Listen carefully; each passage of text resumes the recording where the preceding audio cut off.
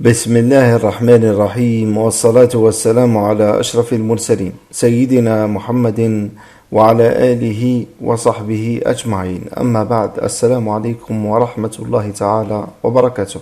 معنا اليوم أحبابي في الله رؤية جميلة بخصوص المهدي بعنوان: المهدي يسافر إلى هنا تحسبا لهذا خطير جدا. يقول الرائي محمد عبد المجيد: السلام عليكم ورحمة الله تعالى وبركاته.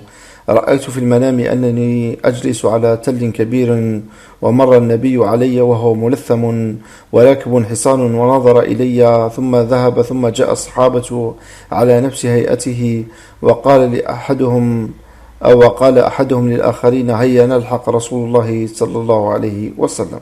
وانتهت الرؤيا.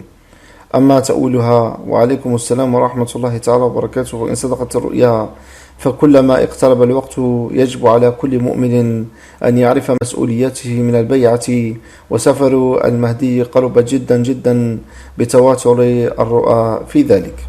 هذا أحبابي في الله مجمل ما جاء فيها. نستودعكم الله، والسلام عليكم ورحمة الله تعالى وبركاته.